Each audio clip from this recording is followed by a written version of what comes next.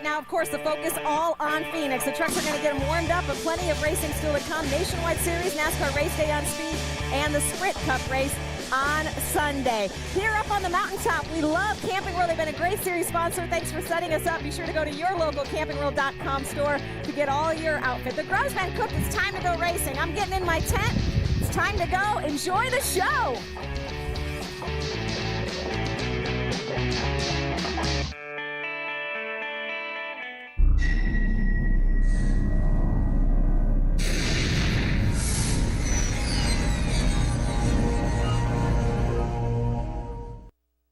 Roll up your sleeves and put up your dukes. It's about to get physical. This is a good race we're looking at here. He's to the inside again, and this time he's got some daylight. Lots of bumping and shoving going on. I was really proud of him. Forget about patience. They've been rooting and gouging since they dropped the green flag. I thought we were going to be all right, but not today. They almost lean on each other. They're still side by side in turn 2. Here's the battle for the lead, door to door in turn 1. In mid-pack, it is hot and heavy and getting physical. Whoever wins this one, the first super truck race. Mike Skinner will go to victory lane. Mike Skinner a winner and champion. Phoenix International Raceway, the site of race number 24 for the trucks. Welcome to the NASCAR Camping World Truck Series Lucas Oil 150 on speed. We have a ton of stories for you today at Phoenix. Now, of course, Johnny Sauter trying to break into the top 5 in the point standings. Kyle Busch is trying to make it 6 in a row in the Truck Series. And Adam Alexander and Ray Dunlap also have stories that you're going to have to follow. Let's start off with Ray. Well, Rick, you know, whenever Kyle Busch gets ready to go to the racetrack, he's a very hands-on guy. There's no question about that. And this is the splitter that came off of his truck during practice. Now, normally the splitter sits right like this down by the track. Well, check it out. They wore this part of the splitter all the way down to the real thin part. But look over here on the left. You'll notice they paint that. He was not getting the left side of the truck down onto the racetrack. They made some big adjustments in final practice, and Richie Waters says he thinks they'll be a lot better.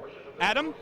Ray, 16 of 18 races here at Phoenix International Raceway have been won by drivers who started inside the top 10. But qualifying earlier today saw a number of guys who were disappointed with their effort. Crafton, Crawford, Brown, Skinner, and even the 2004 winner here, David Starr, all qualified 11th or worse, and each has work cut out for them if they're going to find their way to victory lane here tonight. It'll be fun to watch them come through the field. Rick? Definitely, Adam. Thank you, Ray. Johnny Sauter again trying to break into the top 5. Kevin Harvick, he starts second. He's going for the trifecta here at Phoenix, running in both the trucks and the nationwide here and Saturday, and then on the Cup side on Sunday. Hornaday obviously looking to clinch a championship. Kyle Busch also running for that trifecta, and Eric Almirola. Could he be the next first-time winner in the Camping World Truck Series? He starts 5th. Let's go down trackside for our pre-race ceremonies. Ladies and gentlemen, once again, would you please rise and remove your hats as veteran of foreign wars Post 6310 present our nation's colors. Please pause for a moment of silence as we remember all our United States veterans.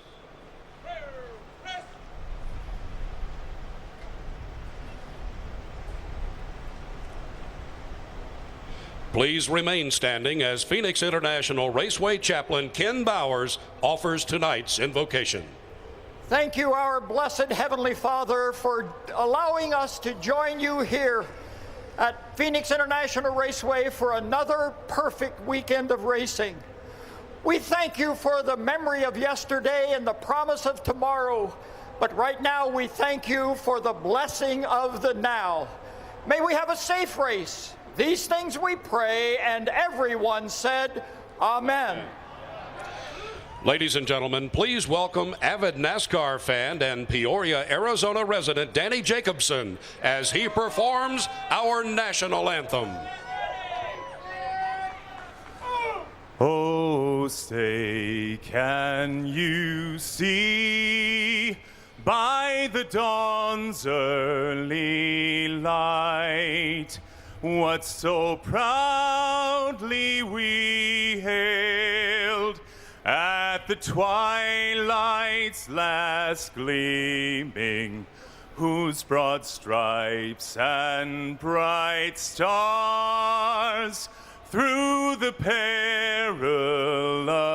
fight o'er the ramparts we watched were so gallantly streaming, and the rocket's red glare, the bombs bursting in air, gave proof through the night that our flag was still there. Oh, say does that star-spangled banner yet wave o'er the land of the free and the home of the brave.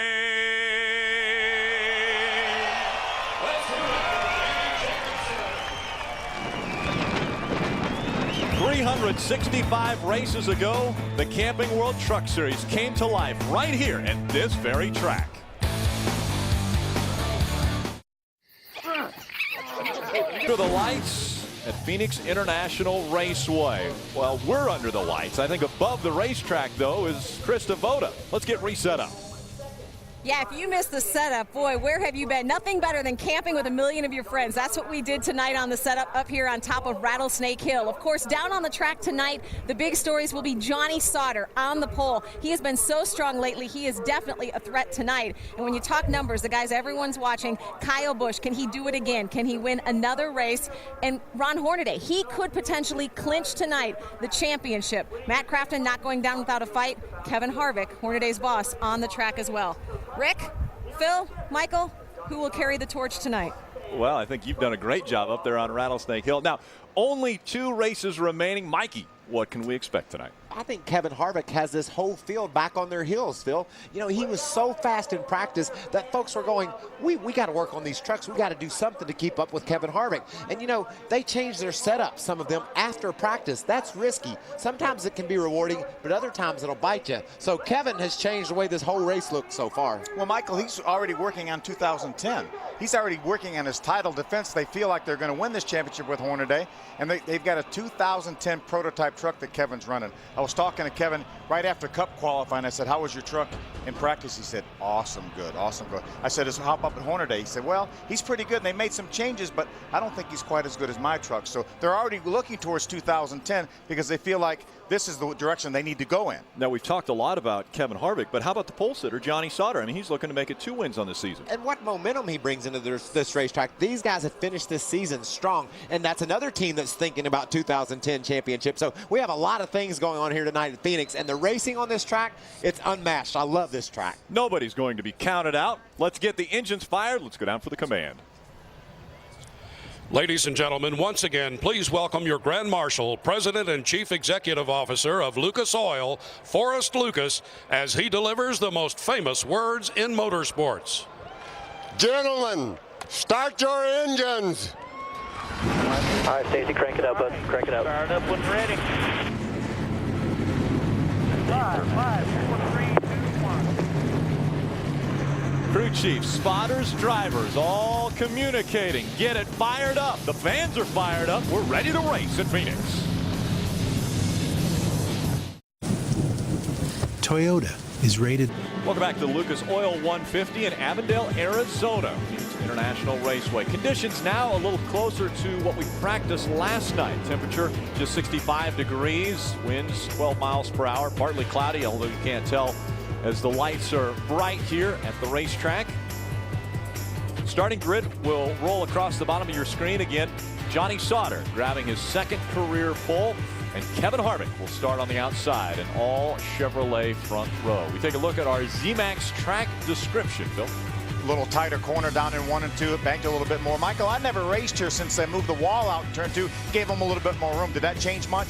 No, we almost hit it back when it was moved in, and now we almost hit it every lap. Race car drivers want every inch they can get, and you just really get a little tight off turn 2 over there and get into that wall. We saw it during qualifying, guys scrubbing right against it. Our Lucas Oil race analysis, 150 laps on this mile racetrack. As you can see, the pit window somewhere between 80 and 90 laps. That means these guys could make this race on one pit stop. None of them are thinking that they will, though. We always like to shine a spotlight on a few different drivers. This week, it's first-time starters in the Camping World Truck Series. And we begin with Ray Dunlap. Well, thank you, Rick. Robbie Brand is a West Coast racer. His full-time business is working on trucks and trailers, but his passion is racing. He started out in the Mickey Thompson Off-Road Series. He's been working his way up through race cars. He's been in late models. He's been in the West Series, and now his first start in Camping World Trucks. He's looking for a top 25 finish tonight in his first ever run. Adam? 23-year-old Brad Sweet is also a West Coast native, driving the 90 tonight in his Truck Series debut. By working his way up through the ranks out west, he met Casey Kane. They have become friends. Now he drives for Kane, a USAC midget and sprint car, also in the World of Outlaws. While this is his first start of his young career, he plans to run at least 10 laps in that 90 truck next season. Phil? Adam Kevin Conway is going to make his first ever start here in the Camping World Truck Series tonight. He also was going to try to make his first Sprint Cup Series start and missed by only 5/100ths of a second. He will be racing that Extend Chevrolet tonight. He will be racing an Extend Chevrolet tomorrow in the Nationwide race. Kevin has the best career finish in the Nationwide Series, a 15th in Kentucky this year, and he will start back in the 20th position. Let's check out Tim George Jr., guys. Tim's 28 years old. He's from New York City.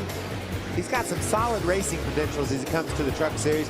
Raced in the Rolex 24 Hours of Daytona last year, finished in the 3rd spot. He's turned his focus to NASCAR this year, racing several ARCA races, in fact finishing 11th in the points. What does Tim like to do besides race cars? He likes squash, chess, writing, gourmet cooking, and get this, Shakespeare. Where art thou? Do you start, Tim George Jr.? 26. We ride along with a few different drivers, giving us a good perspective. One of those being Kevin Harvick. He's going to start up front. He'll be on the outside of row number 1. We have a Toyota on board with Mike Skinner. He'll start in the 12th position. Mike Skinner, a name that has been oh so good at this racetrack. Your Toyota on board of Brian Scott will start in the 8th position. We'll ride along with him, see how well he can take on this flat mile racetrack. And the 88 of Matt Crafton will also carry one of our cameras, and he starts in the 14th position. Field all in line. They are 2 by 2 as they work through 3 and 4 for the final time before we see the green flag. Again, it's Johnny Sauter on the inside, Kevin Harvick on the outside. The fans are on their feet. We're on our feet, and the green flag is in the air. Remember what happened last year on lap number 1. Johnny Sauter wants no part of that. He wants to get that nose out in front of Kevin Harvick, but he's not quite able to shut the door off turn 2. Harvick hangs on the outside of that 13 truck. Down the back stretch, the dog leg into the 3rd turn. Trying to move to the outside. That's Harvick trying to get the lead as they work their way through 3 and 4. Door to door as they come out of turn 4. Just about a dead heat at the start-finish line. 1/1000th of a second. Harvick in front of Sauter as they cross the start-finish line for the first time tonight. Remember, Harvick and Sauter used to be teammates back at RCR. And they continue to battle for that top spot. It's a tough row to hold. Johnny Sauter trying to run the bottom of the racetrack and get his way past Harvick. Harvick's going to be strong off 4. Look who's pulling up behind him. Kyle Busch trying to give Harvick a shove past Johnny Sauter. We're running 150 miles an hour, Phil. You can't draft. You can't help another truck go faster down the straightaway. Especially with these big, boxy trucks. What a great battle. Look at these guys. Side by side. Kevin Harvick now ducking in behind that 13. Now he's going to try the inside. But Johnny Sauter still has the position. He holds them off. They come back out of turn number 4. That was the turn that so many guys had problems with in qualifying, just keeping the back tires on the ground. How about that run that Kyle Busch got up off of turn number 4 from the outside? And look at Eric Almirola coming up behind Kyle Busch getting on the outside of Kevin Harvick. As strong as Harvick looked early on, now he's in jeopardy of going back to fourth.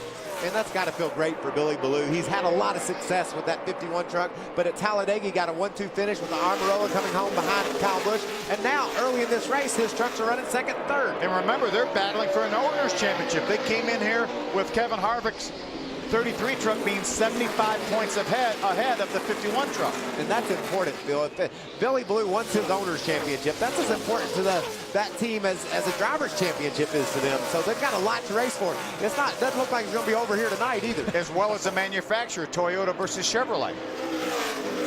And the battle continuing. You see the 25, that's Mike Bliss in the 25 to the inside of that 33 of Ron Hornaday. Now, is it fair to say that whatever Mike Bliss gets in just goes a little faster than it was the week before? He's just that good. And anytime you bring in a guy fresh like Mike Bliss, you're going to have the team is rejuvenated, and they're going to give a little bit of extra effort. And Mike Bliss is making it happen tonight in that 25. Mike Bliss currently running in the 6th position. Again, up in the top 3. Kevin Harvick. Ray, how are they doing? Well, he came on the radio, Rick, and said, my truck is loose, Ernie. Ernie Cope, of course, the crew chief on this truck. A brand new chassis for Kevin Harvick tonight, and as Phil was documenting in the setup show, this is the future of Kevin Harvick Incorporated. But when we talk about Harvick at this racetrack, his numbers are spectacular. Look at his last 4 starts in the Camping World Truck Series here. How about 3 wins and all those laps led? When you look at his numbers in the 3 divisions, this is absolutely contact. And he's Kevin spinning Harvick off of turn 4. He got into the inside of the 15, and Harvick spins around to bring out our first caution. I think Kevin was having a problem. We were following him along from his... Trying to get fired up here, get turned around. Something happened to that truck coming off turn 2. He went to the bottom. It looked like he felt like it got better, whatever the problem was. Got the 51's oil. Said he got in the 51 truck's oil. We saw Kyle Busch on a live shot get real loose coming up off turn number 2. He hit that oil, and that's what it was. It just shocked him a little bit off turn 2. And then somehow he and Amarola came together coming off turn 4. You guys keep talking about oil. How does Kyle Busch, is he putting oil down on the track right now? Watch. Harvick slides up in that. He thinks oil from Kyle Busch's truck. If that's the case, when's he going to come to pit road? What's up with the 51 truck? Exactly. That might be a problem that Kyle Busch has got to attend to immediately. There he slides up the racetrack into the 15, but the 15 stays straight. Kevin was down on the bottom of the racetrack right against the yellow line, then slid up in the middle of the corner and then got loose. There's another view. That's right after the initial contact with the 15. We don't see any smoke from Kyle Busch's truck. What was that all about? Watch, listen, look at the racetrack. It's shiny right there. And right there is where Kevin was running. That's where he had his right side tires, right in that shiny part of the racetrack. Just from another live shot, we saw the 16 truck go way up high. Yeah, you see there is oil on the track. Look at Bliss in the 25 truck get really, really loose in the same exact area that Kevin slid up the racetrack. Adam Alexander, what's going on? Well, Matt Crafton, who has made some positive gains in the early portion of this race from 14th up to 6th, as you see him working on Harvick's damage on the pit lane. He reported 2 laps ago a lot of oil in turn 4. He set a truck number that he thought it was coming from. I didn't catch that, but Crafton a couple of laps ago reporting oil on the track. So certainly there's an issue with one of the trucks, not sure which one.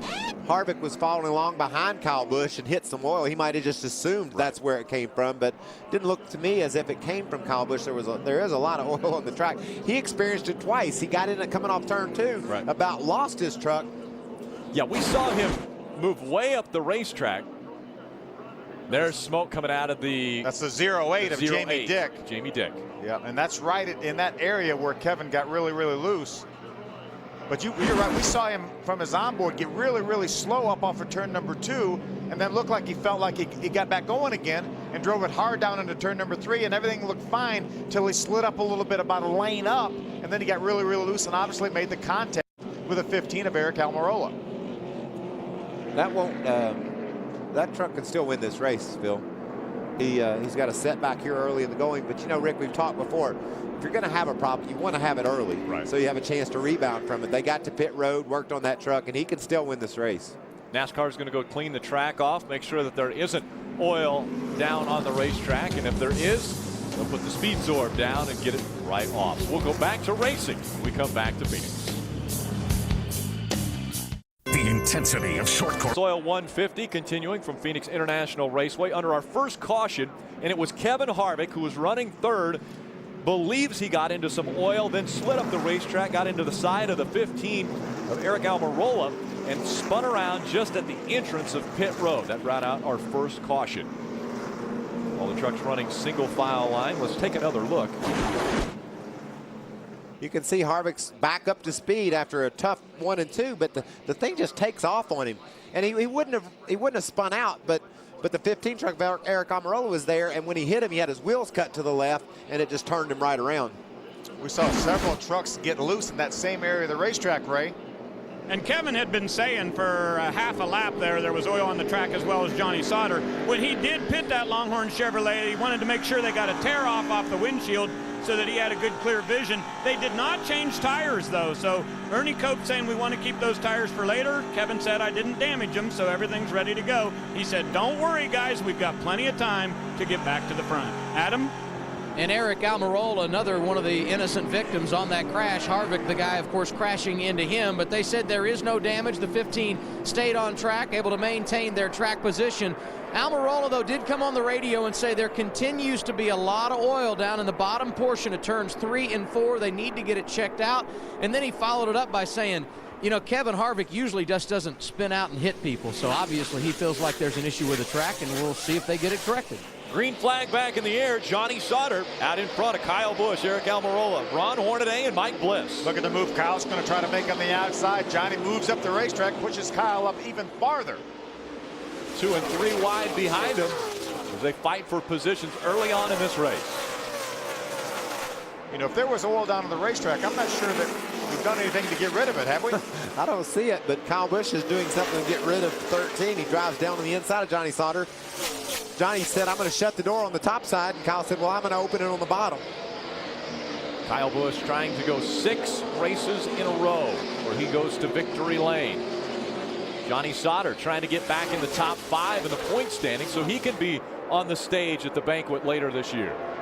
They don't be too surprised when we get towards the end of this race and that 15 truck's not very close to the front.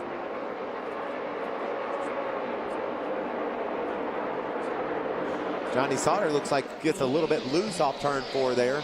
Maybe struggling a little bit with some forward bite issues. NASCAR just warned the 51 team and driver Kyle Busch, you need to stay off the bumpers out there. He gave Johnny Sauter a little push down into turn 3 and 4 here. Check it out. Well, he got in there so much harder than Johnny, and that eased Johnny up the hill there. Johnny fought back for a little bit. Look at Kyle get loose and fight that steering wheel. Eric Almirola is trying to use the high side to get around Johnny Sauter. I've run up top here a lot over the years. There's a lot of grip up top, and Eric's experiment with that, but he can't be experimenting long because that cat behind him will come take that spot away from him. Looks like that's what he's going to do on the low side off too. Yeah. And right behind this side-by-side battle is that 88 truck. Started way back in the 14th position, already up to the top 5 as Hornaday takes 3rd. Remember when I told you Kevin Harvick forced some guys' hands to work on their trucks because he thought he had them put away? We know Matt Crafton and that team in that 88 truck really worked hard on theirs after practice. That's a case of it paying off. They made some changes, which was a gamble, but it looks like in the early going at least, that thing's fast. So Ron Hornaday has taken over the 3rd spot from Eric Almirola. Almirola drops down a position. Crafton running 5th. Bliss, Brian Scott, Stacy Compton, Todd Bodine, Colin Brown are your top 10. Matt Crafton trying to look underneath the 15 truck of Eric Almirola. Can't quite get there, and Bliss hanging right tight with these guys. Kevin Harvick right now being shown in the 23rd position. Man, as a race car driver, when your team tells you they changed this, and that, good luck tonight. And you start the race and it works like Matt Crafton's truck says, you're so thankful. You know, you just want to say, thank you guys. You've got me something here I can go at them with. And Crafton is underneath Almirola trying to take the 4th spot away. Matt Crafton to the inside, trying to do everything he can to keep his championship hopes alive, but he'd also like to get back to victory lane. Adam Alexander. He told us in the setup earlier tonight, Rick, he's going to let it all hang out. They realize they need a ton of help if they're going to win this championship. But I think more importantly for them, they are focused on finishing this season strong and completing what has been an amazing year. He was very confident before the race. I think it's paying off on track. He continues to challenge Almirola for that position inside the top 4. There's Brian Scott, a good battle. That's his Toyota on board, trying to get underneath that 25 truck of Mike Bliss. All clear behind the 25. You know, a guy that started last, we talked about Mike Skinner. He's already up to the 16th spot, Rick. What a strong charge. He talked about how good that Toyota Tundra was in pre-race and that he thought he could still win the race from back there. And darn, it'd be hard to argue with him. What a strong move early in the going. You can see he's 16th, but he can see all the way up to the top 10. He's just riding outside of the top 10. Skinner qualified 12th, but because he missed the driver's meeting or was late to the driver's meeting, he had to go to the back. Adam? So a mental error there for Mike Skinner. It's not affected him on track. As you guys pointed out, he has moved nicely from the tail of the field here, going to the inside of Ricky Carmichael for a position inside the top 15. But we need to keep an eye on Mike as the evening continues. He has been dealing with flu-like symptoms this weekend. He has not felt well all day long today. Terry Cook standing by should Skinner not be able to continue. Of course, Terry starting the O2 machine here tonight, and he has already retired it. There's the battle for 4th and 5th as Crafton tries to go around Almirola. Yeah, Terry Cook off the racetrack, Chris Lafferty, Nick Tucker, Jason White, and Wayne Edwards also off the track. Jason White's truck rolled behind the pit wall, and they're working on that truck. So he had some troubles early in the going, and they're trying to get him fixed back up so he can get back in the race. Matt Crafton finally wrestled that 4th place away from Eric Almirola. Now Mike Bliss is going to try to get that 5th spot away from Eric. And we've seen guys struggle to get by, but once they get by, then they're able to spread out. Like Kyle Busch, he's got a half a second on Johnny Sauter. Johnny Sauter has over a second and a half on Ron Hornaday. And now Matt Crafton moving up into that 4th spot, and he'll try to set his sights on the 33 of Ron Hornaday. But it's out front with Kyle Busch. He is running very strong, right? I'll tell you, Rick, all of these crew chiefs keep track of a number of different trucks while we're having practice. And, of course, Richie Waters was watching the 4 yesterday. Well, Kevin Harvick was running 28 flats during practice. And at that same time, Kyle Busch was running 28 35s. They knew they weren't good enough, so Richie went to work on the front suspension. They changed the upper ball joint, they changed the toe on the truck, and they also changed the camber on the right front. And Kyle went back out and he said, that's amazing how much better it is. So Kyle very, very happy. But as we look at the charts right now, Kyle not running those 28 30s. He ran a 28 50 that lap, and just before that 28 70s. So it appears maybe the pace in this race is a little slower tonight than it was in practice. Kyle Busch is the one setting the pace right now in his Raceway Pharmaceuticals Miccosukee Toyota Tundra, out front of Johnny Sauter, who started on the pole. Under the lights in Phoenix in 2010, Daytona 500, and purchase a specially priced Speed Trackside Tavern ticket package. You'll get a Daytona Super Stretch ticket and exclusive admission to the Speed Trackside Tavern. For more details, go to speedtv.com, keyword promo. So the Daytona 500 in 2010 will be my 25th year of going there. And when he just talked about the Daytona 500, I got cold chills. Yep. That race, being in Daytona in February, man, there's nothing any better. Because you've won the Daytona 500 multiple times. But even beyond that, though, I mean, just going to Daytona, even as we went as kids, it was so special going there. And then guess what? It's 93 days from today for the Daytona 500. Hey, guess what? Days. It's only 7 days from our grand finale in Homestead. That's right. Oh, and it's going to be on down there. Ford Championship weekend. These teams all scrapping for every position they can get in the points. And Rick, you have to understand how important this owner championship is. It is. Toyota wants that 51 truck of Billy Ballou to be standing there. No problems on the racetrack. The 90 goes around. There's Brad Sweet, the Great Clips Toyota. He was running along in the 23rd spot. He had just been lapped, which would have made him the Aaron's lucky dog, but I don't think we'll have one, right, Phil? Exactly. I don't think we're supposed to get one when the truck that's in line to get it brings out the caution flag. Depends on if the leader, Kyle Busch, had gotten around the next guy just before the caution, but Brad Sweet was in position to get that free pass, and then he lost his truck. So Brad Sweet brings out our second caution.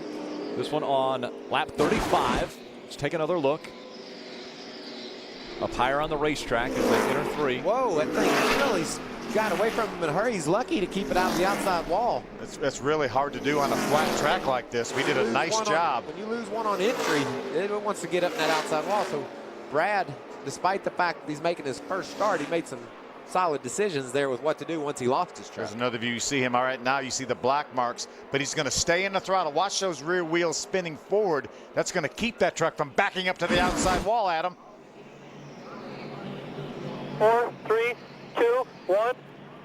So here they come down pit road for the first time tonight. It will be at lap 35. Rick Wren on the radio said, I believe it's too early for tires. Johnny Sauter is in front of Ray Dunlap. And Sauter's going with 4 tires on my end, Adam, in that Funsien Chevrolet, but all the rest of the field is rolling by him. Kyle Busch said, I don't need tires yet. Last year we didn't put them on to lap 64.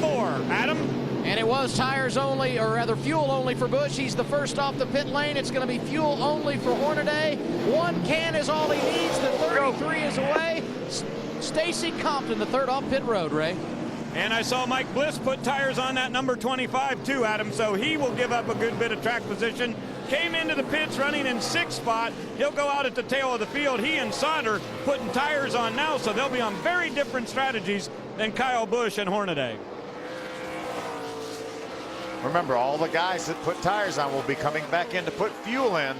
But we have some differing strategies. That's pretty cool. Anytime you're this early in the race and some of your leaders go one direction and others another, makes for some interesting racing. And again, this year, single file restart. We'll go to double file restarts, and we'll go to, you can change tires and fuel in 2010. Back down to Ray. But this year, Rick, those rules certainly different. So if you're going to get fuel and tires, you got to do it on 2 stops. And that's exactly what Johnny Sauter's doing. Joe Shear said if we've got tires here, we've got to get completely on a different sequence. So that's what they're doing. Adding fuel in there in a very congested pit road. He'll roll off right with Kevin Harvick. You know, we're hearing from NASCAR that they're going to penalize the 33 on the way they fueled the truck. They said it was non-compliant fueling, so that will put him to the back of the pack.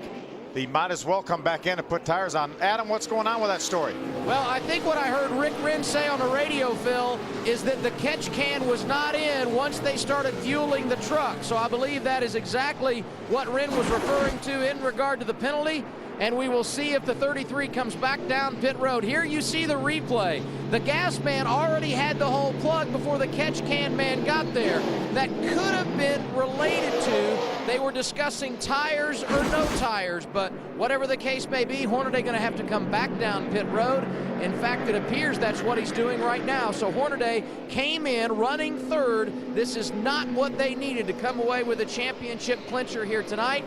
They lose track position on the penalty, so they're going to come back in, put on 4 tires, and here we go again. Another marquee player going to try to make their way through the field. Skinner started at the back after being late to the driver's meeting. Harvick involved in that early spin, and now a miscue on pit road means Ron Hornaday going to have a bunch of trucks to pass. I guess the good news is he's going to have fresh tires to do it. The 4 tires are on. He's already gotten his fuel, and the point leader pulls away. It's just a change of strategy for that team. It was forced, but nevertheless, they were going to go in one direction, just gas, but then they got their cards dealt to them where they needed to come and get tires. But they lost all the track position by doing that. All the track position. Kyle Busch goes with just fuel. He stays out front. Colin Brown with some good pit work gets up to 2nd. Ron Hornaday was 3rd, but again had to come back down on pit road. So that moves Stacy Compton, Eric Almirola, and Taylor Malsum up into your top 5. Green flag back in the air. Ready? Green flag. Green, green. These trucks still are just inside of their window. They think they could run to one more stop and be done with pitting. Ron Hornaday on fresh tires, full tank of fuel. See if he can work his way up to the front. See him wiggle in there a little bit. You're just trying to get a little heat in those tires. These tires take a little bit at race air pressures. They take a little bit before they really hook up, don't they, Michael? They do. You'll find yourself sideways in a hurry too. It's so crazy. You get on the gas and the front tires aren't sticking and the back tires aren't sticking, and you just add a little bit more steering to the left with your foot on the floorboard. All of a sudden you'll be sideways, and Ron's protecting against that. You saw him wiggling that truck off turn 2, making sure that didn't happen. Battle for 2nd. Colin Brown on the outside. Here comes Eric Almirola to the inside. Teammates trying to go 1-2 now as Kyle Busch is out front. Eric Almirola, he'll take second away from Colin Brown. Colin, one of those trucks that only put fuel in, did not put tires on this pit stop. Mike Bean decided not to put the tires on. Gets out in front as they go down the back stretch. Eric Almirola moves up to second. Colin Brown in third. Stacey Compton, Matt Crafton, your top 5. That's what Billy Blue was looking for right there. Get Eric up to second. His truck's running 1-2. That's how they left Talladega a couple weeks ago, 1-2. Adam Alexander, what are they talking about in that 88 pit? Matt Crafton's been fairly quiet on the radio. Did lose a little bit of track position with some of those guys that elected to go fuel only. They came down pit road twice, once for tires, once for fuel, and he settles in the top 5. Keep an eye on that 88. His truck seemed to get better and better as that first run of the night continued. You know, we talk about the fact that we have something more than a driver championship as far as points goes at stake. We have an owner's championship. Kevin Harvick, Delana Harvick came in here with a 75-point lead by virtue of Ron Hornaday's problems on pit road and the penalty. Right now, the 51 truck of Billy Ballou as owner is being shown 20 points ahead of that 33 truck as the owner points as they run now. And think about this, Phil. You've got 3 pieces to the puzzle. You got the driver, the owner, and the manufacturer. Right now, there's just a driver's championship that looks like might be settled already.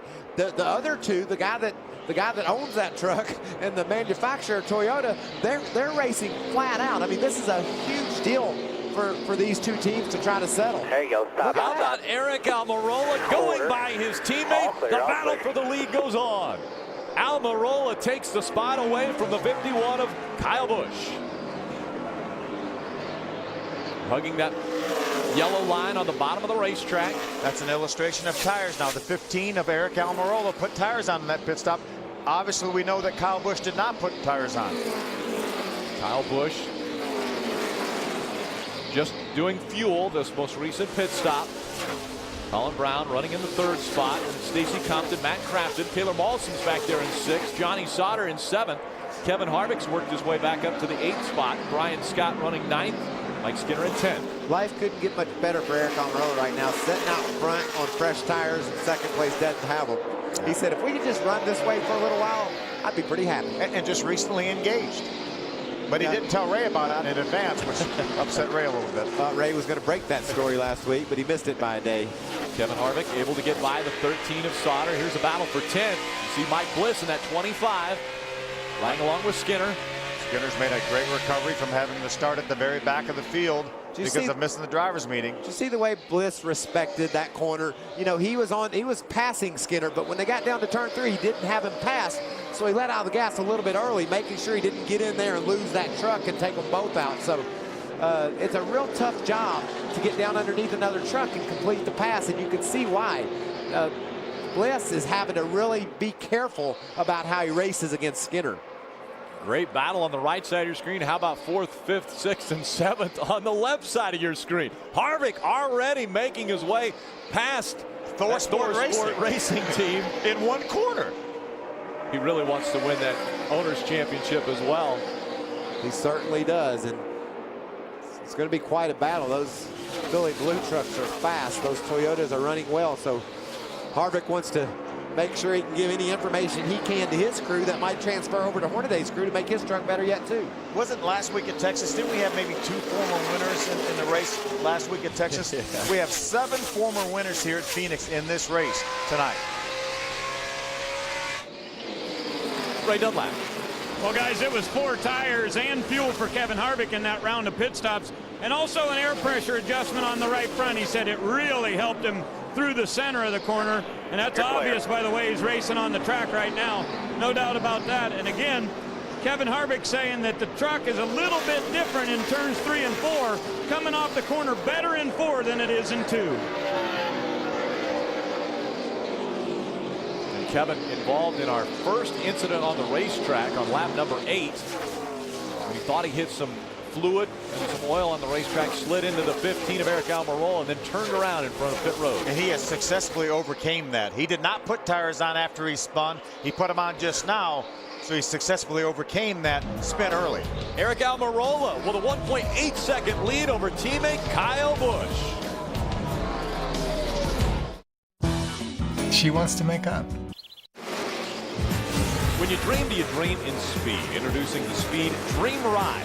You'll see new shows, old favorites, and have the chance to win an experience you've never dreamed possible. The Speed Dream Ride is coming soon. Presented by Castro Edge. Find out more at speeddreamride.com. This is getting interesting, Phil. These guys elected not, the majority of the field elected not to get tires at lap 30-some when the caution flew. Now, the majority of the field did. What are they going to do if it flies again? Well, I think right now the guys that put tires on want to see a long green flag run because they want to be able to save that last set of tires. They only have one more set of tires in their pits, and they need to save those tires till later in the race, because we see Kevin Harvick now obviously on fresh tires, consistently being the faster truck on the racetrack. Kyle Busch right now is no way can he match the speed that Kevin Harvick has. And, you know, I think it's interesting. They're going to want to get past lap 100 before they put those final tires on. So if the caution flies now, people are going to be faced with some serious decisions. You don't want to run out of tires at this point, I don't think, do you? No, I don't think so. I think the guys that didn't put them on lap 30 will put them on now. Kevin Harvick, those people, Eric Almirola will have to wait and put them on later. David Starr running in the 17th spot. He had his hands full earlier. We've seen him on the bottom of the racetrack have problems almost all season long. This is over in turn 3 or 4. He's on the inside of TJ Bell. He's going to have to chase that truck up the hill. They make contact. Look at the hands by TJ. What a nice job. And that was right in front of our point leader, Ron Hornaday. Ron Hornaday has been able to move up into the 15th spot. You guys were talking about owner points and that owner's championship. Hornaday now back in front of the 51 team by 13 points. So that thing is a seesaw battle and definitely is going to go down to our final race at Homestead. And that was a 33-point swing from when we mentioned it just a few moments ago. And that's because Ron Hornaday is making his way toward the front. Kyle Busch again running second. Eric Almirola, your leader by almost 3 seconds. Kevin Harvick has been one of the faster trucks on the racetrack. He runs third. Johnny Sauter fourth. Matt Crafton is fifth. Yeah, I watched a few moments ago Kevin Harvick was being shown over 6 seconds behind. Now he's only 4 seconds behind and chasing him down every lap. And another truck that seems to have gotten a little bit better here lately, I mean, he's strong early, is Johnny Sauter. He's been able to keep pace, and both he and Harvick are going toward the front. They're running third and fourth respectively, and it looks like those two trucks might be as good as there are out there tonight. Well, Ron Hornaday trying to get by the 11 of TJ Bell. That opened up the bottom of the racetrack for the 30 of Tom Bodine, the Copart Toyota. That's a battle for the 15th position right there. Bodine all the way to the inside of that yellow line on the racetrack. He's still trying to run right down there on the apron, but Hornaday able to hold on to that spot as the Copart Toyota Tundra drops behind him. Meanwhile, while Ron Hornaday's back here battling for the 15th position, another solid run by the 88 of Matt Crafton being shown up in the top 5. And Crafton continuing to do whatever he can to not only get back into victory lane, but do everything he can for points. Adam Alexander. And it's not at all what Hornaday wanted to happen at this stage of the race. Running in the 15th position, he really didn't say much on that opening run of the race. They had the pit road issue, lost the track position. Now Hornaday reporting too tight in the corners. So you expect him to get back there, rally back through the field. It just hasn't happened that way for Ron here on this run. And maybe a pretty good strategy for Kyle Busch. He's only dropped back to second. No tires. He just put fuel on. Eric Almirola, he's got fresh tires. He's running out front. 3.3 second lead Almirola has over his teammate. Sunday, NASCAR. Right now, Kevin Harvick's digging for the second spot on the inside of the 51 of Kyle Busch. Look at that battle for second. Johnny Sauter sees Kyle Busch a little bit vulnerable up on the high side with Harvick underneath, and Johnny's going to try to take advantage of it. Remember, both of these trucks, the 4 and the 13, put fresh tires on their second pit stop. Kyle Busch only got fuel. Eric Almirola is taking advantage of the racing going on behind him. It's a little bit bold, I think, to go get your tires at lap 35. I mean, they're taking a chance on getting a long run. So far, they've gotten it. And now we've got in our window, if the caution were to come out now, these guys, as Kyle Busch uses all the racetrack coming off turn 2, they would be able to make it on fuel if they came in now. A lot of different strategies have taken place. Let's take a look a little bit further into our top 10. We start with Adam Alexander. And right now, the man that has the winning strategy is the driver out front of the 15, Eric Almirola. He has led 28 of the 71 laps tonight, as you see on your screen. I just talked to his crew chief, Doug George. He said it is still a bit free, and that is good, because what he expects as this evening continues, this track will tighten up, Ray. And Adam, when KHI's had the year they've had, you may wonder, why would they try to build new trucks? Well, Kevin Harvick told me yesterday they've got to look at the entire field out here. Realize that KHI services 8 different teams in the Camping World Truck Series, and they've got to build bigger and better new stuff and keep that body shop working. It looks like this truck they brought to the racetrack tonight is certainly a fast one for Kevin Harvick. Right behind him, the number 13 of Johnny Sauter. Talked with him across the weekend. He was very confident about how fast his truck was, but what really amazes me is the confidence that the driver has now. That's what's really amazing to me, what Joe Shear has been able to instill in Johnny Sauter, and talking to him about giving me the feedback that I need to make your truck better. It obviously has paid off. Sauter been on a really, really good run. The 51 of Kyle Busch currently running in 4th position, and I think Kyle's riding a little bit right now, guys. Kind of hanging back there. Remember, he's one of those trucks that did not get tires on that first round of pit stops. Adam? 8 starts at Phoenix International Raceway for driver 88 Matt Crafton. 5 times he has finished inside the top 10, and after starting 14th tonight, he has moved through the field quite nicely. He did say the truck is a little bit tight, but he feels pretty solid at this stage of the race. Right behind him, young Colin Brown. He too was tight in the early part of the race. They used a no tire stop, fuel only for them at lap 35 to gain some track position. They made a track bar adjustment. He said the truck is turning better in the corners, Ray. Mike Bliss moving up a position on the racetrack right now, up to the 7th spot in that number 25. Now, Bliss said that his truck is a little bit loose coming off, and this is an amazing statistic about the truck that Mike Bliss is driving tonight. It's called Slim Shady, and this truck, believe it or not, is running its 54th race in the Camping World Truck Series. That is really incredible. Stacy Compton got 2 tires on his first round of pit stops. Says his truck's starting to fade just a little bit right now, but he thinks that it's really good on entry. Adam, what's Mike Skinner got to say? Yeah, Mike Skinner just went around Brian Scott for the 9th position. That not surprising, because he's recorded 6 top 5 finishes at Phoenix and only 9 career starts. He was very loose on that early run when he started at the tail of the field and drove his way into the top 15. They made an adjustment. He just came on the radio and said it's twice as loose as it was. I would anticipate more changes when the 5 comes back down pit road, Ray. And I don't think Brian Scott is satisfied with running in 10th right now. They were very, very happy with their truck in practice. Jeff Hensley telling him to stay with it, keep giving me information. But Brian Scott headed to the Nationwide Series in 2010, and he told me yesterday he really believes that this team can knock off one more win. He's got 2 chances to do it, tonight and Homestead. Guys? Well, thank you, Ray and Adam. Great job getting us through the top 10. Spot just behind him, 81, Taylor Malsom. Yeah, solid run for Taylor. He's able to keep tabs on that top 10, right along behind Brian Scott. This kid's been impressive this year. A raw rookie who's come in and got his feet under him and shown that he can run up here in the front with these guys. He had a top 5 finish at Gateway. That's his best of the year. There's one of the rookie contenders right behind him, the 10 of James Busher. He runs in the 12th spot. And there's Hornaday. You know, we talked about him running 15th, and he just stalled out there. But now he's made his way by a couple trucks, and he's up into the 13th spot, trying to get 12th away from James Busher. So Ron Hornaday continuing to move toward the front of the pack. His closest competitor in the points situation is Matt Crafton, and he runs in the 5th spot. The average starting position of our Phoenix winner, 4.8. Eric Almirola started 5th tonight, and he is in front of this field. Can Eric Almirola hold on and get his first win in the 2009 season? Stay with us.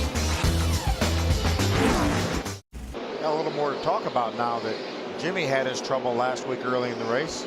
They had given him the trophy, I think, and then they took it back. At lap 4, they went and got it back from him. Was his name engraved on it? Yes, they started that process as well. There's your leader, Eric Almirola, 43 of 86 laps. That's the most laps he's ever led. Kevin Harvick has maintained about 3 seconds behind Eric Almirola. Remember, both of these trucks, Eric Almirola, Kevin Harvick, both put tires on back on lap number 36. That 71 truck there of Kevin Conway would be your Aaron's lucky dog if the caution were to fall, but looks like the Chad McCumbee is on the verge of falling a lap down, and that'll mean Chad gets it. So these guys are, everybody's racing for something different right now. The guys that are on the tail or at the back of this field are doing their best to preserve what they got, so that if the caution does fly, this is a long green flag run we've had here at Phoenix. One of our longer.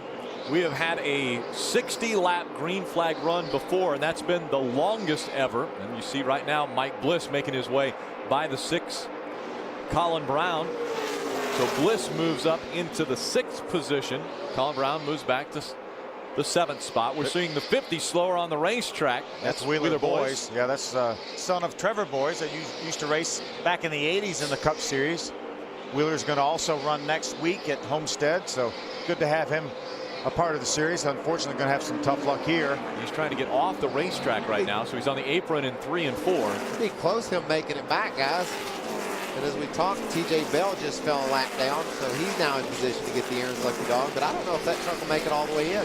It blew up. That sounded like, Phil, as it went right in front of us. Right in front of us on the start-finish line, and it's doubtful he'll make it. If it's not able to get all the way on the pit road and behind the wall, the caution would come out. And guess what? The caution just came out.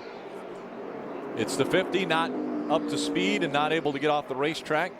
And he's slow coming on to pit road. So the caution has come out for the 3rd time now. Is this a good thing for everyone? Because it's going to be a one-stop. Well, this could be the final stop of the race. You got to put your tires on. Oh, absolutely, without a doubt. Even if it's your last set, you have to put them on now. Doug George. And Doug George is one of those guys that has to make that decision, because he did put tires on Eric Almirola on our lap 36 pit stop. Kyle Busch is smiling right now. He only fell back to the 4th spot. You kind of broke up. I was thinking about a half pound out of the right rear. It would work perfectly for Kyle Busch. Only dropped back to 4th, and you know he has 2 sets of tires laying up in the pits. He can put a set on now. As you can see, the Mikusuki guy's getting ready to do that, but then he will also have another set of tires, and we only have 16 trucks on the lead lap. We'll have 17 after the Aaron's lucky dog. He has an insurance set. There's a chance that if they run 40 laps and he doesn't like his truck, he can come in and get some fresh tires and race to the finish. TJ Bell, I mentioned, just before the caution fell, Almirola put him a lap down, and so now Aaron's will give him a lap back here at Phoenix, and he'll be on the lead lap, a chance to fight again. We're hearing on the radio, NASCAR was just scolding that 15 Eric Almirola for not slowing down when the caution came out, at least not slowing down quickly enough. Well, he may not have been leading. He may have been before in the truck series when the caution came out, so he didn't know how much to slow down. We're learning things every day. This is all new to me, man. I've got a big lead here, and I don't want to give it away. Let's go back trackside and on pit road, Ray Dunlap.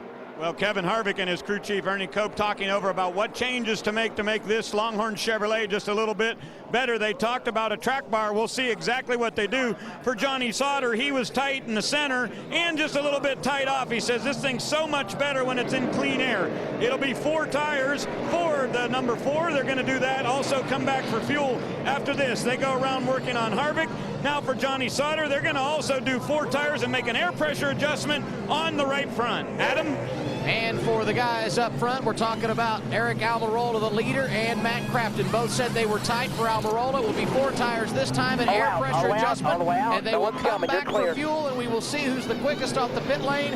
Almirola holds serve. He will return down pit road. Great job for Almirola. They'll be coming back down for fuel. We would expect everyone will be back on pit road for fuel if they put tires on now. And really, that would be the smart thing, obviously, to do is put your tires and fuel with the truck now so you can make it to the end if it would stay green. But we had some guys that employed some strategy. You see Mike Bliss up 4 spots, David Starr up 10 spots. There's obviously some strategy going on there. Trying to save some tires, you think, Phil? Save some tires, I would guess. And here they come once again, right? You got to go 4,600 in second gear. At least that's what Kevin Harvick needs to make sure he doesn't speed down pit road. He'll roll in here and get a little bit of fuel in his Chevrolet. Everybody should be pulling the exact same strategies. He'll go that way. Down on my end, we also saw Kyle Busch come in. They made a 1-pound adjustment in the right rear. There is Busch. Now let's go down to the end of pit road and double A. And it will be fuel for leader Eric Almirola. They were also instructed to clean the grill and pull a tear off the windshield. First can is in. Second can going in now. He will pull away, and we can tell you Crafton had troubles when he came down pit road the first time. Here is Ron Hornaday. He complained about being tight on that run. They made an adjustment, got 4 tires the first time, and here he is leaving after getting fueled his second time around. So the guys are coming back off of pit road. Almirola trying to hold on to that top spot. He was leading this race when the caution came out. Trevor Boyce, or Wheeler Boyce, was slow on the racetrack to get onto pit road. Kevin Harvick winning the battle with Bliss off of pit road, moved up a spot. See Timothy Peters, the 17 truck right in front of our leader. He is being shown 1 lap down, but technically be on the tail end of the lead lap now. Adam Alexander. And Matt Crafton lost a little bit of position on that cycle of pit stops. And the reason is, Rick, the first time they came down pit road, they lost a lug nut, had to put it on by hand. That a tough break for him. And a couple of positions in front of Matt. When we restart, David Starr. They took right side tires their first time down. That's what allowed them to pick up so many positions. So Eric Almirola out in front of Kevin Harvick. Kyle Busch, Mike Bliss, and Mike Skinner, your top 5. David Starr, Ron Hornaday, back up into the top 10. He's running 7th. Matt Crafton right behind him. Colin Brown and Johnny Sauter, your top 10. That 4-second advantage that Eric was enjoying is gone. All gone. But we're on a level playing field now. Guys are going to have fresh tires. They're going to have full tanks of fuel. And we could go to the end if we need to. Only 55 or 56 laps remaining here at Phoenix International Raceway. That Owners Championship, 51 points separate Ron Hornaday and Kyle Busch now, or Kevin Harvick Incorporated, and Billy Ballou. Coming back to the green flag at Phoenix. I think we saw some 2 tire changes possibly by the 25 truck maybe, and by the 24 truck. This team's electing to try to make something happen here on pit Early road. on, here comes Kevin Harvick looking to the inside of that 15 of Eric Almirola. He'll make the pass as they go into 3. Here comes Kyle Busch going way to the outside. Fresh tires allow you to do that, huh? In desperation, he knows he can't watch that 4 truck drive away. Right now, he needs to keep in contact with Kevin Harvick if he thinks he's going to be able to outrun him later. How about Mike Bliss making the move on Timothy Peters now? Remember, Timothy Peters 1 lap down. He's trying to stay in position to get the Aaron's lucky dog. Should the caution flag come back out. Mike Bliss running in the 4th spot. Kyle Busch is behind his teammate Eric Almirola. Now to the outside of Almirola he goes. Coming out of turn 4. That's a battle for second. He's passing a truck, Phil, and not losing a whole lot of ground to Harvick. So I think that 51 truck, the adjustments on pit road have made him better.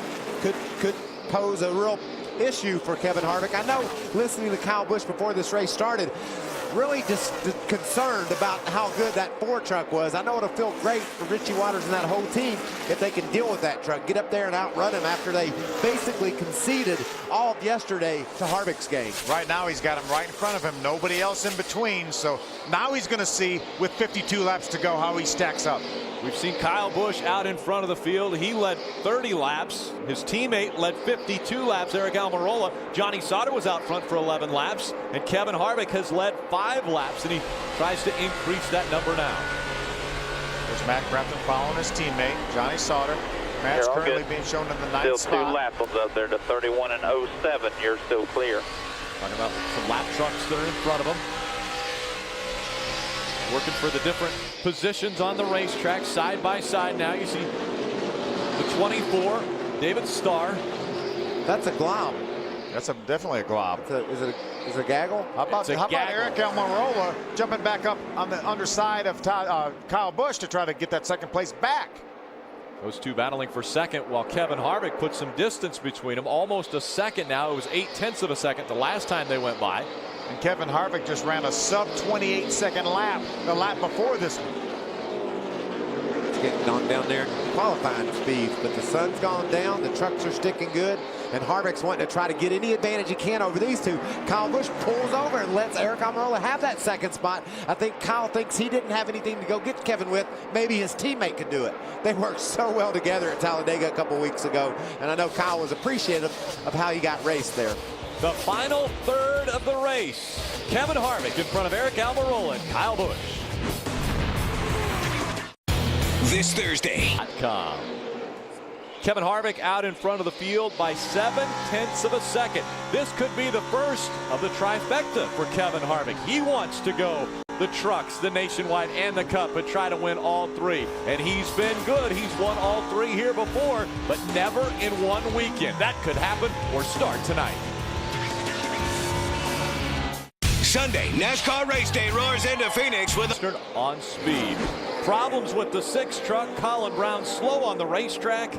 Looks like it could be an ignition problem of some sort, or the thing blew up. Some sparks Just underneath. Won't run. Quit your ignition. The way that was backfiring out the pipes, you would think maybe ignition, but then where were those sparks coming from? I don't know. And he wasn't running fast enough really to be dragging anything on the racetrack.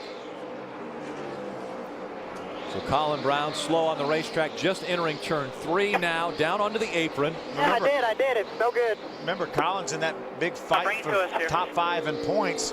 He's in the 5th spot right now, Phil, so this is devastating for that team. He will absolutely go back to 8th at the very best. We see smoke from under the hood a little bit, so evidently something broke on that engine. Disappointment in the voice of Colin Brown when he said it will not fire.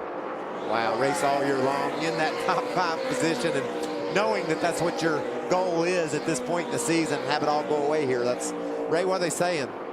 Well, Michael, I just wanted to make sure everybody is realizing the fact that Kyle Busch actually has a set of stickers down here. You'll notice these tires haven't been on the racetrack. Richie Water talking to him on the radio right now. They're trying to make a decision of would you pit right now to get these tires on. What do you guys think? He's running in 3rd spot right now. Do you give that up, a chance to get stickers and go win the race? Ray, I don't think he can give up track position right now, even put stickers on and go win the race. These guys have only run 20 laps since they put tires on. I don't think it would be a big enough advantage to put stickers on right now. And every lap that goes on, there's less of a chance to come in and make up that ground. And there's still 16 trucks that are on the lead lap. Dan Brody, the only other truck that has left the racetrack earlier. So you've got quite a few trucks still on the racetrack. 16 are on the lead lap, and running 16th right now, Todd Bodine. So Kevin Harvick, Eric Almirola, and Kyle Busch 1, 2, and 3. Kyle Busch 3 seconds off the lead now.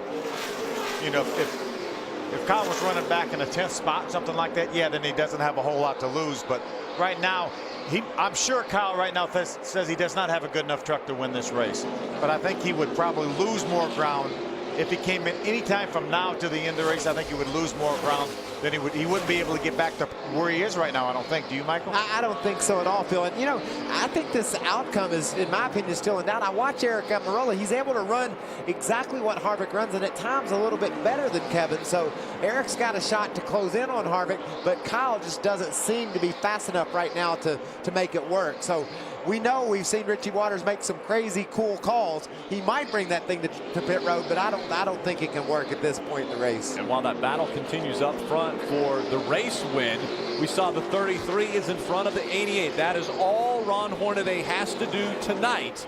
Finish in front of the 88 to clinch his 4th championship in the Camping World Truck Series. Imagine the difference in emotion with Ron Hornaday leaving Phoenix this November compared to last November.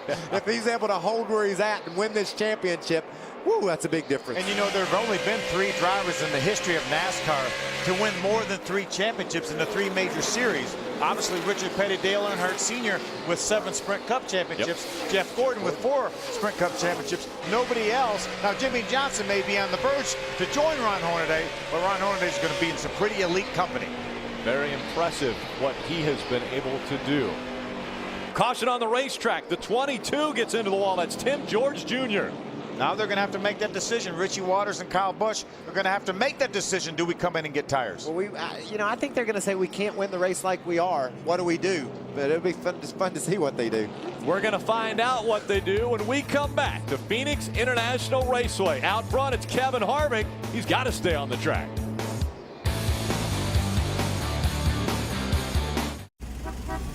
Do you dream in black and white?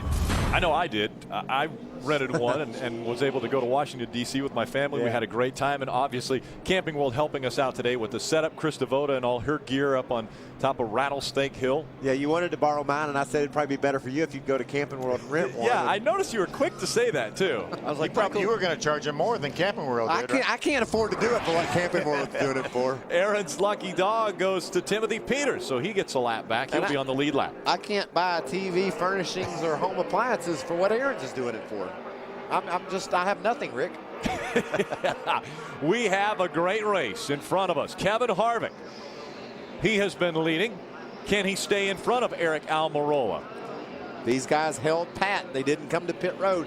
We heard some chatter that Richie Waters said, Kyle, come get tires. And Kyle said, I can't pass that many people on new tires. The only two trucks on the lead lap that came down pit road were Rick Crawford and Todd Bodine, and they were at the tail end of the guys that were on the lead lap. Timothy Peters also came down pit road. He was our lucky dog.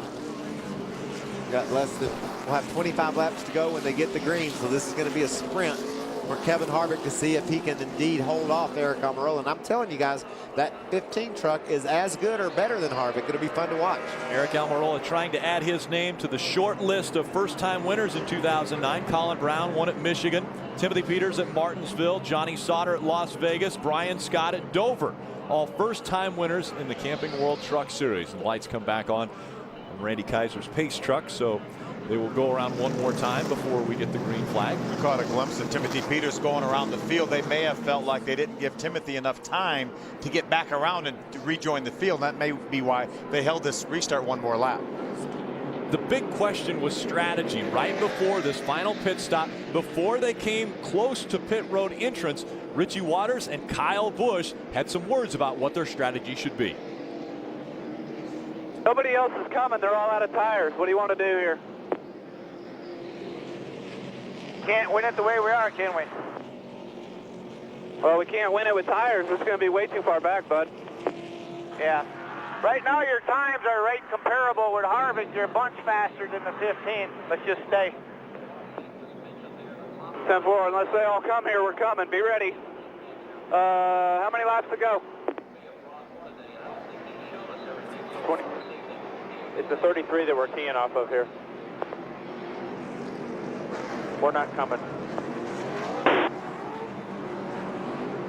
I think it was a good call not to come.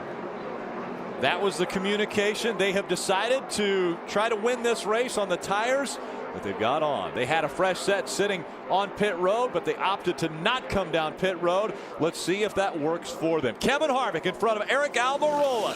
Green flag back in the air once again. I think Ron Hornaday right now back in the 4th spot, maybe just content to keep that 88 truck behind him. He knows what that means. 2 and 3 wide as they make their way into turn 3. Kevin Harvick with a good lead over Eric Almirola. Here comes Kyle Busch looking to the outside of that 15. He's going to get on the outside of him too, Rick. We've seen Kyle Busch have great restarts, not necessarily just coming through the gears, but the first lap or two after they throw the green flag, he's just able to make more, he's able to make better time than most people. Eric, let him go now. I'm sure if Kyle loses track of Kevin Harvick and Eric Almirola is right there and maybe looks a little faster, then Kyle will let him go. Adam Alexander, what's happening with that 15 team? I don't think it's surprising that Eric Almirola has already slid back one position on the restart. Under that last caution, he said to crew chief Doug George, I used my stuff up pretty good there. That 4 is just riding. So Almirola's truck a little beat up late in the race. Not only did Busch get around him, he's got to start worrying about Hornaday, who is digging in just behind him. Kevin Harvick has a 6/10 second lead over Kyle Busch. Can the two Cup drivers battle it out here in Phoenix in the Truck Series? It began in February on the high banks of Speed. NASCAR's championship chase heads to Phoenix, and everyone is revved up for the ultimate Friday night house party. Don't miss NASCAR trackside. Ryan Newman, David Ruderman are the guests. That's coming up next. NASCAR on Speed. Be there. And into the wall, Kevin Conway. He extends number 71. That brings out the caution once again. I was just fifth watching. Caution. Yeah, I was just watching Kevin. He was staying ahead of Matt Crafton, who was being shown a lap down. He was in position to get the Aaron's lucky dog really running well, and unfortunately, it's going to be a premature end tonight. And before that caution flag flew right there, guys, Eric Almirola and Kyle Busch were both faster than our leader, Kevin Harvick. I thought Harvick was kind of cruising. He'd run some 30s and some 40s, but the last time by, those two trucks behind him up the ante, they were down in the low 30s, so faster than our leader. Getting a report that the 88 may have been involved. There's the 80. I said, remember, the 71 was right in front of the 88. Looked like Kevin got a little bit loose, maybe up off of 2, and the 88 had a little bit of a head of steam going and running to the back of him, just a little bit, enough to get Kevin out of shape into the outside wall. You see him making contact with the back of that truck, hard contact into the outside wall. That'll end Kevin's night, obviously. And you're right, he was running very competitively.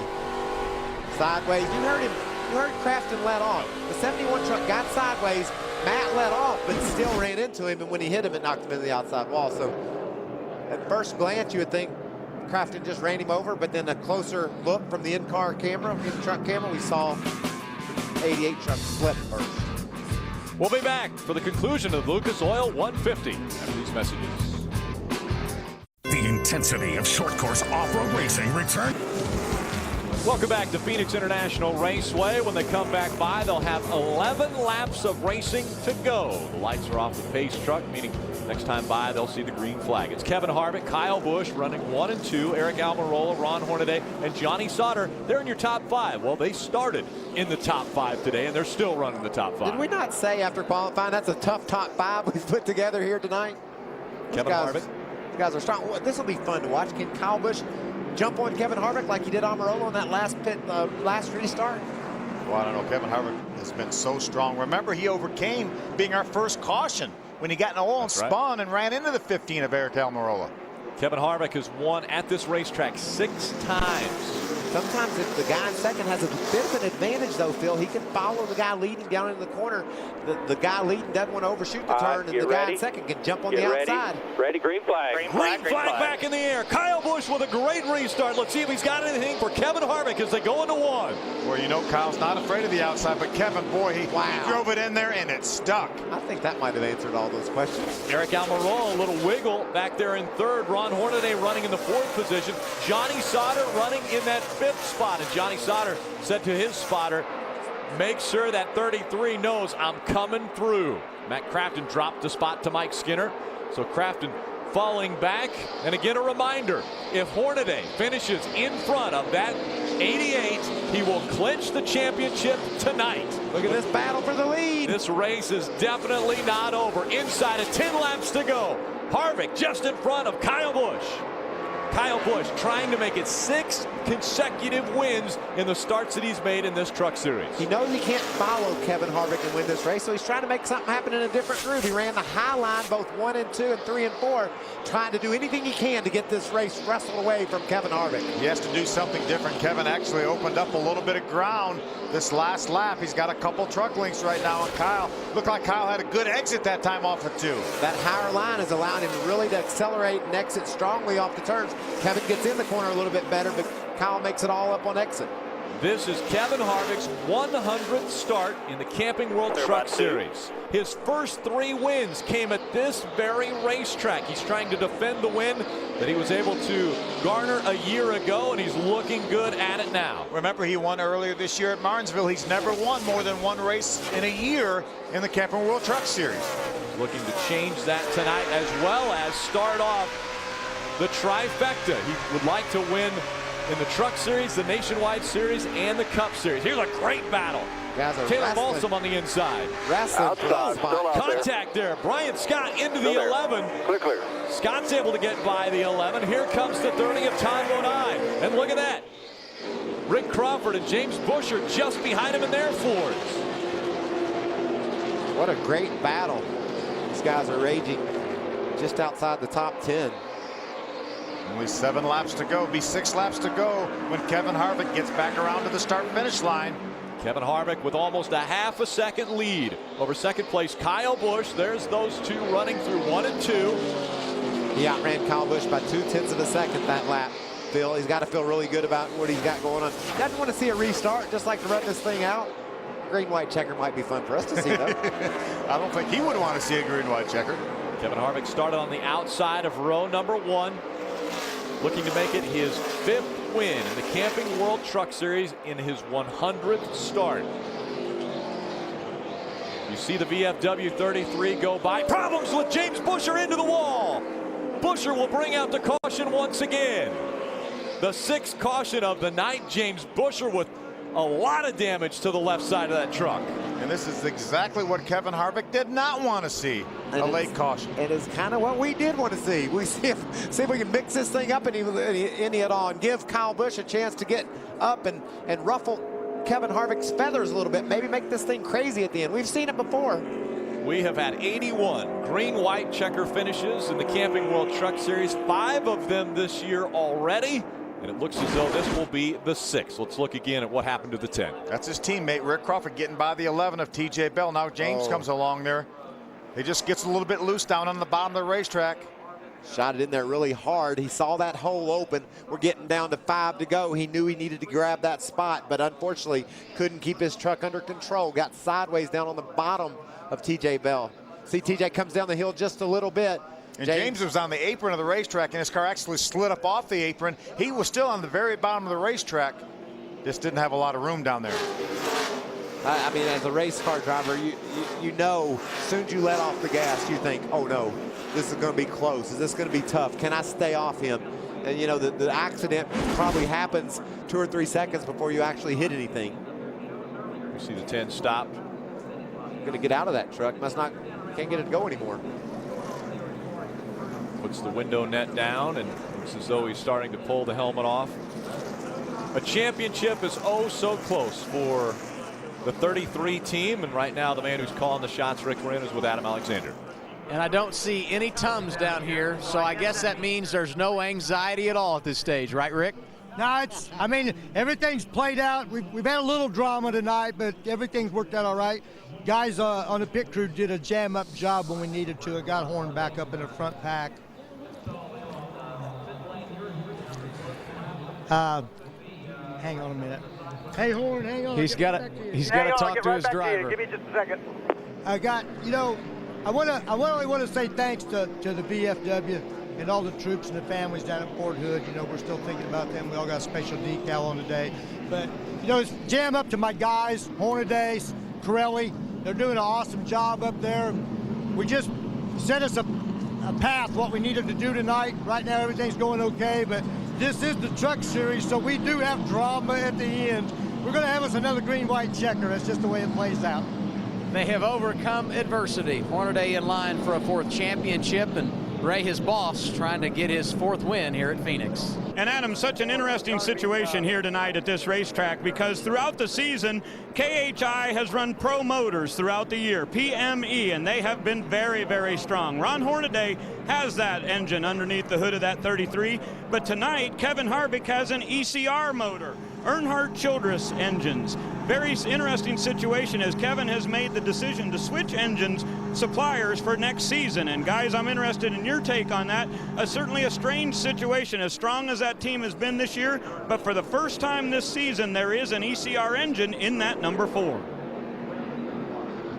This is all part of that 2010 plan, making sure they've got everything lined up to go race for another championship. And what a great job that organization did this year in securing what appears to be their championship. Yeah, and this is the second year that they've run the PME engines, and they came oh so close, within one finishing position last year of winning a championship. And here, you know, we're just about to give the trophy for Ron Hornaday, barring some catastrophic incident in the last 2 laps of this race. That truck there, 88 of Matt Craft, and he can see Hornaday up there, and that's the way it's felt for him ever since about Milwaukee earlier this year. Ron's just been a few trucks ahead of him. He couldn't quite get there. A gallant effort by the 88 team. It's fun to see them get themselves in a position to race for a championship, but that Harvick organization from top to bottom just was ready for him this year. Big announcement on Speed earlier this week that the Sprint Cup banquet will be live on Speed. It's going to be a championship day, Friday, December 4th at 7 o'clock. It's the Nationwide Series and Camping World Truck Series banquet, followed by the Sprint Cup Series banquet at 9 p.m. And that is going to be live from Las Vegas. Ready. One attempt at a green-white checker finish. Green flag back in the air. Harvick, Busch, 1 and 2. Eric Almirola running 3rd. Looks like Harvick was clean on the restart. Got through the gears well, got into 1 good.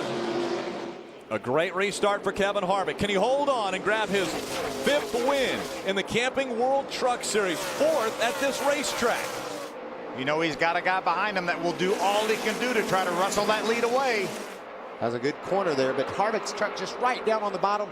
Kyle slides around the top. Does gain a little ground off 4, though. Can he get to him? White flag in the air. 1 mile to go from Phoenix. Problem on the racetrack. Taylor Malsum gets turned around. That will give the win to Kevin Harvick. Harvick wins at Phoenix once again. And Ron Hornaday will be our 2009 Camping World Truck Series champion. Took the white. Ron Hornaday, buddy, you did it.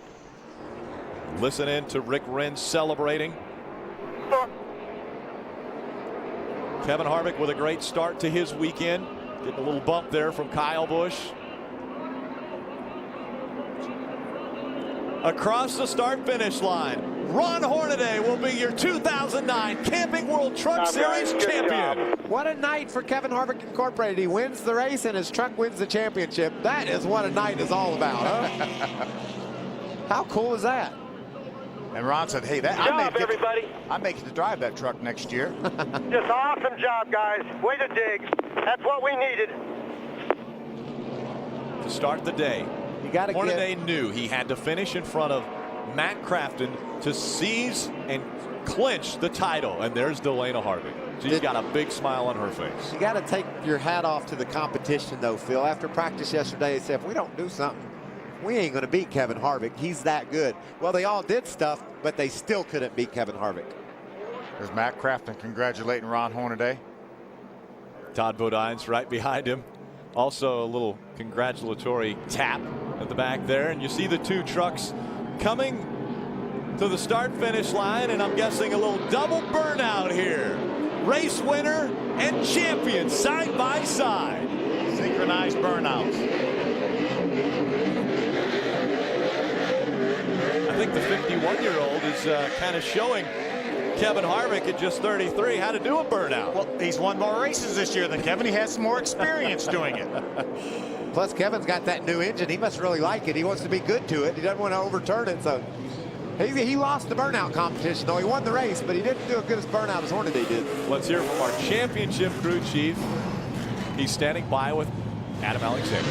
There is winning, and then there is doing it in style.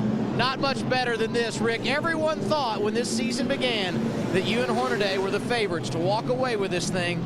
A lot has happened since February. Talk about finishing it off tonight. Well, you know, it's easy to get picked as the preseason favorites, but it's hard to live up to those expectations.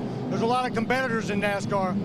And, you know, we sat down this winter, and I know a lot of you already heard this story, but after losing by 7 points last year, Hornaday sat down, him and I sat down, we made a plan. And guys sat down, we made a plan, and let's control what we could control, and let's not race who we don't need to race at the times we didn't need to race them. And I'm going to tell you what, this is pretty cool. It's pretty cool. The owner wins the race, and we win the championship the same night. It's pretty awesome. 5 consecutive wins midway through the season, and this team never looked back. And tonight, Ron Hornaday's got his 4th Truck Series championship. Ron Hornaday tonight separated himself from Jack Sprague. Jack Sprague, a 3-time winner in the Camping World Truck Series as far as championships. And Ron Hornaday making this the 4th championship that he tacks on to his resume. And remember, only 4 people now in the history of NASCAR have done it. 4 championships in the 3 major series. Richard Petty, Dale Earnhardt, and Jeff Gordon before Ron Hornaday. And there's one guy that we are thinking has a shot to do it. Another guy that has a shot to do it this year. And that's great to see. He could be the excellence. 5th. Jimmy Johnson looking to make it the 5th to do it. Kevin Harvick has made his way into victory lane, so his celebration about to kick off. What a great night for Kevin Harvick Incorporated, winning this truck race and winning a championship. As an owner, I don't think I could get any better than that, could it, Phil? I don't think so. Maybe if he had Ron Hornaday on his bumper instead of Kyle Busch. Ray Dunlap. So Kevin Harvick about to climb out of his Longhorn Chevrolet. How about these numbers? He's got a nationwide win here at Phoenix. He's got a pair of wins in the Sprint Cup Series. And now he's got 4 wins in the Camping World Trucks at Phoenix. You got to love this place. Yeah, this place has been great to us. Just want to thank the fans and everybody from Longhorn and Chevrolet, Ream, VFW, Charter, Copart, all the people who make this program possible, and see Hornaday lock up the championship tonight and win the race. I don't know you can script it much better. You know, the big picture, Kevin, what an incredible season this been. And you told me yesterday, this truck right here, the future of your organization, I think that's a pretty good future. Yeah, I thought I had screwed it up there at the beginning. You know, I thought I got in oil. I about spun out in the turn before down there and came down here and just spun out. And Ernie said the tire was bald when we came in. So just kind of took me a while to get back in the swing of things. I lost a little bit of confidence there in the truck, and we got a little tight, and then we made an adjustment there on the last stop and just came on strong. Can you win all 3 races this weekend here? Well, our car's pretty good tomorrow. It'll be tough, but both cars are good for the rest of the weekend. All right, congratulations. Kevin Harvick will celebrate here because he gets to hold the trophy, and then he'll celebrate with his driver, Ron Hornaday, who will be the champion. Only the second time in the history of this series has the championship been clinched prior to the final race. Greg Biffle did it, and now Ron Hornaday has done it. Moments ago, Hornaday climbed out of the truck, saluted the fans, a big smile on his face. 4 championships for the 51-year-old Ron Hornaday. Look at that trophy sitting there. That's a great feeling to look over and see that baby. There will be a presentation of that trophy next week. You see Lindy coming in and celebrating with Ron. There will be an official presentation of that trophy next week at Homestead. And let's hear from Ron Hornaday. He's with Adam Alexander. And with the title tonight, Ron Hornaday becomes NASCAR's oldest Tour Series champion. Ron, number 4. You worked hard for it all season long. How special is this one? We're not done yet. We got to get that honors for Kevin and Delane, and this just is a compliment to the team. I got to thank VFW, Longhorn, Copart, Turtle Wax, Georgia Boots, especially Indian Motorcycle. I've been riding their bike a lot lately. We've been a lot of problems at home, but I got to thank Indian Motorcycles, Wiley X, Miller Welders, it's just everybody. It takes a lot of people, all them guys back at the shop. Just another great truck, and you know, Kevin, or I should say, I'm glad Kevin won that thing. That was cool. But you know, when Matt got into us and wrecked that truck, that was our favorite truck, and it really runs good here. But these guys brought this truck back. I knew I didn't have a winning truck, but I had to play smart in points. But Grandma, I'm glad you're doing better, and glad you're at home. And we'll be home tomorrow and get ready for Homestead. A great start to this season, very consistent. Those 5 consecutive wins midway through the year. You built up your point lead. How did this team stay focused with that large a lead over the last half of the season, Ron? Well, you know, we had the points lead, and then we ended up wrecking at Dover, and these guys just never say quit. Kevin keeps just building me new trucks, and each week, you know, Kevin's got a brand new truck here, which for 2010, he's going to run one next week. So this team, KHI, what they do, they never quit. Brian Scott with a little Gatorade on Hornaday. To do that, that's pretty cold too. I can't say enough for everybody, but Jack Sprague, I wish you're out here, buddy, racing me. I got 4 now. You got to come back and get another one. Jack and I have been racing hard, and guys really raced me good. Eric, thank you, buddy. This is unbelievable. You know, 4. We've got hard work to do. Kyle's pretty tough, and we got to stick with him down at Homestead to get that honors, but. I'll tell you about it all next week and see if we can get it done. Let's see that trophy up in the air, Ron. Richard Petty, Jeff Gordon, and Dale Earnhardt, the only drivers to win 4 titles, and now Ron Hornaday puts his name on the list, and a congratulatory hug from his crew chief, Rick Wren. Hornaday once again celebrating as the best in the trucks. That's what they work for. That trophy. The 2009 champion, Ron Hornaday. It's his 4th championship, 96, 98, 2007, and 2009. 45 career wins in the Camping World Truck Series. He's got 6 this year and would like to add another to cap off a great season when we go to Homestead next week. Dual burnouts, race winner, series champion.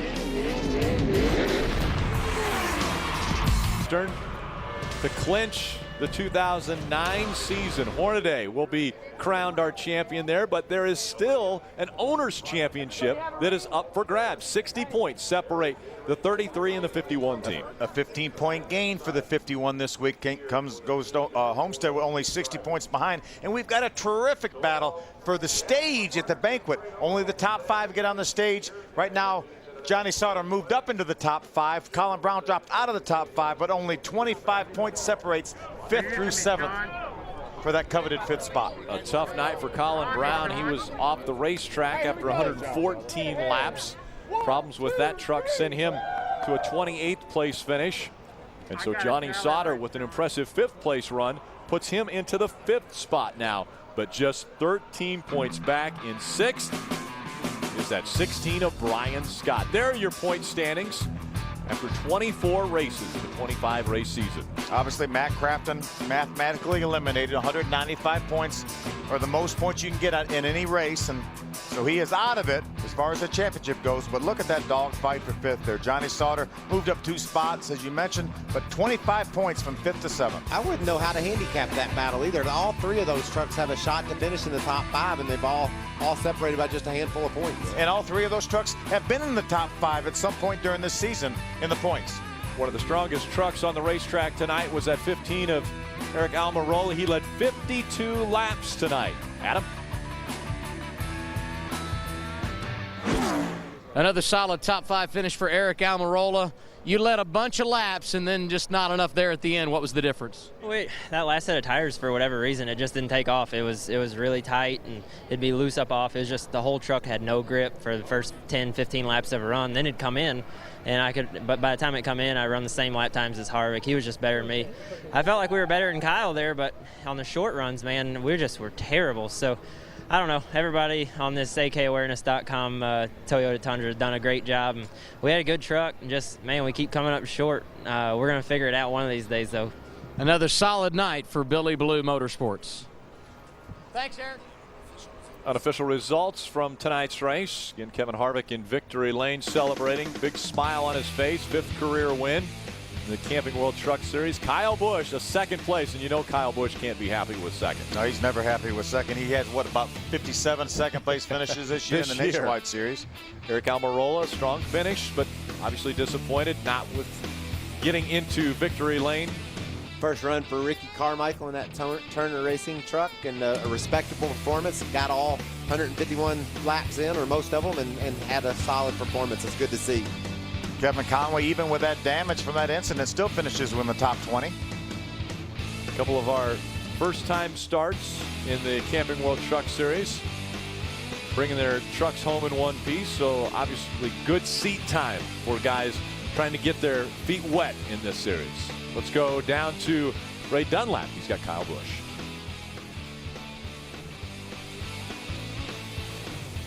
Oh, hey, guys, sorry, I forgot to turn my microphone on. Let me start that over.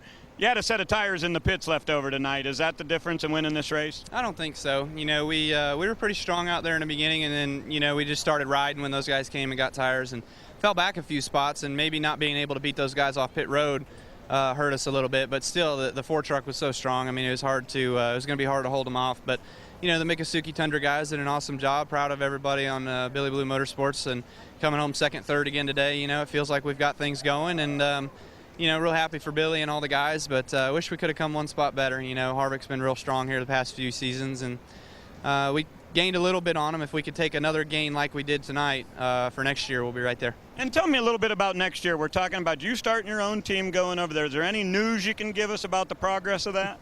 That's the rumor anyways. There's a lot of them flying around. I don't have anything built. I don't have a hauler. I don't have a race shop.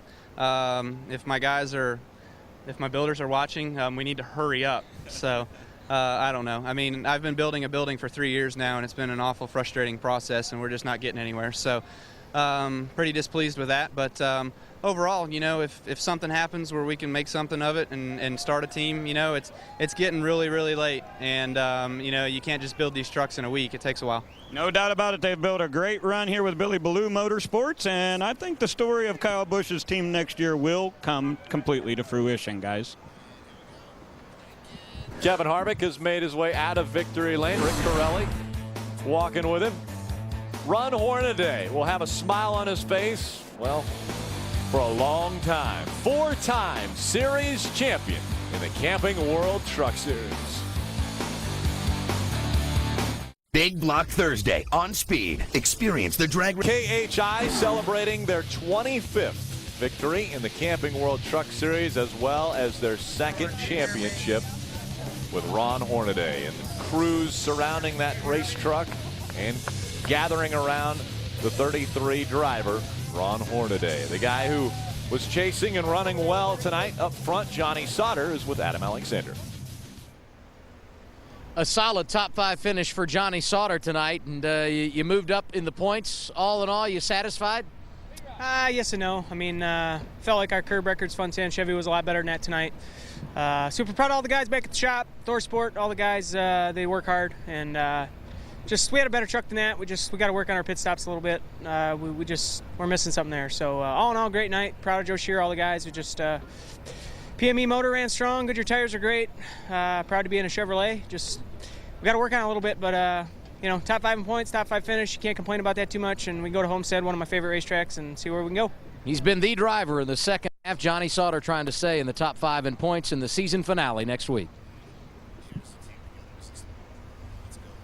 Look at this team picture here. The Longhorn team, the VFW team all together.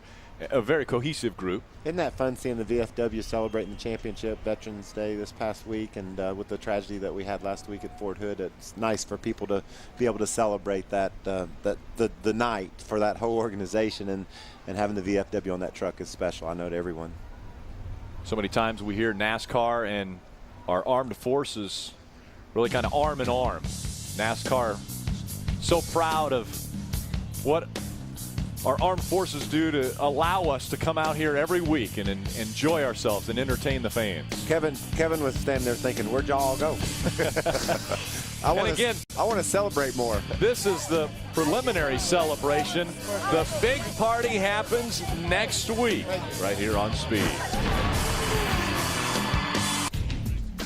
Race number 25 of the 2009 season, the next one on the schedule. The Ford 200 Ford Championship weekend from Homestead Miami Speedway, Friday, November 20th, 7:30 p.m. Eastern. It's all kicked off with Chris Dabota. Got a lot of stuff to decide. We have to decide the Owners' Championship. We have to decide that top 5, who's going to get on stage for the banquet. And it's going to be a terrific race on the reconfigured Homestead Miami Speedway of 3 or 4 years ago. We've seen 3-wide racing, the verdict in doubt to the very end of the race at Homestead. Really fun, high speed, fast racetrack, and really fun to watch these trucks race on. And what a great start to the weekend for Kevin Harvick. Again, he's trying to win all 3 races in the top 3 series of NASCAR. He's got a good start. He ran extremely strong here, and he says he's got a good nationwide car as well as a good cup car. And remember, he's already won in all 3 divisions here at this racetrack, but not in the same weekend.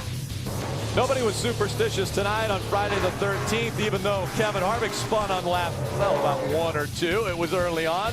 He came back. He battled. He won the race, and his driver won the championship. Harvick, the race winner, champion, Ron Hornaday. Ron Hornaday may have all